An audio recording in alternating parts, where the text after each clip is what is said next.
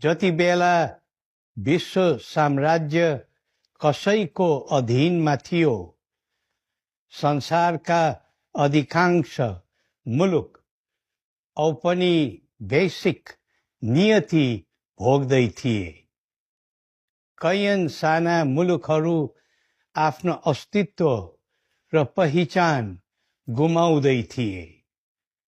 त्यस्तो समयमा साम्राज्यवादका आँखै अघिल्तिर एउटा देश खडा गर्ने सानो चुनौती थिएन।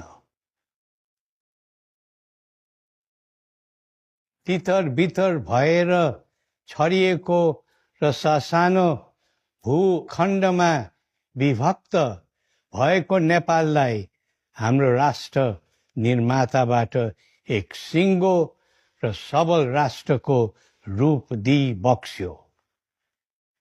यो विषय केवल भूगोलको मात्र होइन, विविधता भिजेको एक सामाजिक समन्वयको कडी पनि थियो।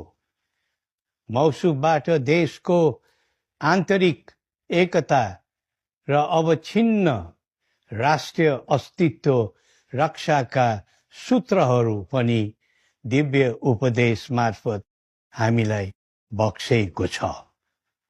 4 वर्ण 36 जातको साझा फुलबारी नै नेपाल भएको स्मरण गराई बक्सिँदै हाम्रो मौलिक अर्थव्यवस्था, सांस्कृतिक एवं सामाजिक व्यवहार, राजनीतिक सुरक्षा, न्याय, कूटनीति, परराष्ट्रका नीति तथा व्यवहार बारे अकाट्य मार्गदर्शन गरिबक्सेको छ। मौसुमको मार्गदर्शनलाई हामीले आत्मसात गर्दै तदनुरूप व्यवहार गर्नु सक्यौं भने नेपाललाई अनन्तकालसम्म कसैको छायाले नभेट्ने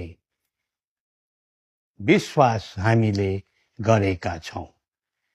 नेपालको सुरक्षा र समृद्धिका निम्ति हामीले कुनै परदेशीद्वारा मिश्रित दर्शन, विचार, सिद्धान्त अनुसारको आवश्यकता नपर्ने केवल राष्ट्र निर्माताद्वारा प्रतिपादित सिद्धान्तलाई अवलम्बन मात्र गर्दा हुने